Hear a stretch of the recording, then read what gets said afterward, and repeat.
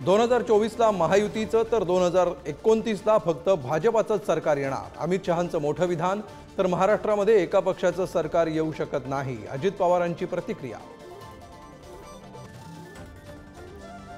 श्रीकांत शिंदेंचे मेहुणे विपुल कदमांना गुहागरमधून उमेदवारी देण्यास रामदास कदमांचा विरोध।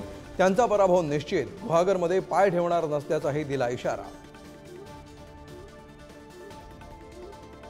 लवकरच मुख्यमंत्री सुरक्षा बहीण योजना आणणार, एकनाथ शिंदेंची मोठी घोषणा।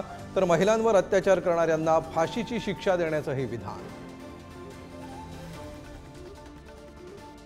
बदलापूर अत्याचार प्रकरणामध्ये शाळा विश्वस्तांचा अटकपूर्व जामीन अर्ज हायकोर्टानं फेटाळला। ट्रस्टींचा शोध पोलिसांना अवघड जातोय का, कोर्टाचा सवाल। वाराणसीमधील मंदिरांमधून सध्या साईबाबांच्या मूर्ती हटवल्या। सनातन रक्षक दलाकडून कारवाई, नवा वाद निर्माण होण्याची शक्यता। संभाजीराजेंनी माझ्या विरोधात मारेकरी सोडले, ओबीसी आंदोलक लक्ष्मण हाकेंचा आरोप। काल पुण्यामध्ये हाके आणि मराठा कार्यकर्ते भिडले, हाके दारू प्यायल्याचा मराठा आंदोलकांचा आरोप। बॉलिवूडचा प्रसिद्ध अभिनेता गोविंद आहुजाकडून मिसफायर, गुडघ्यात लागली गोळी, उपचारांसाठी रुग्णालयामध्ये दाखल, प्रकृती स्थिर असल्याची गोविंदाची माहिती।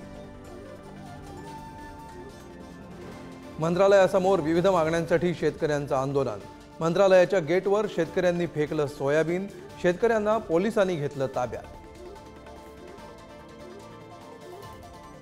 सरकारनं मागण्या मान्य न केल्यास 1 नोव्हेंबरपासून राज्यभरात धान्य पुरवठा बंद करणार, राज्य स्वस्त धान्य दुकानदार आणि केरोसिन परवानाधारक महासंघाचा निर्णय। दुसऱ्या कसोटी सामन्यामध्ये भारताचा दणदणीत विजय, 7 गडी राखून बांगलादेशवर मिळवला विजय, सर्वच गोलंदाजांची उत्कृष्ट कामगिरी।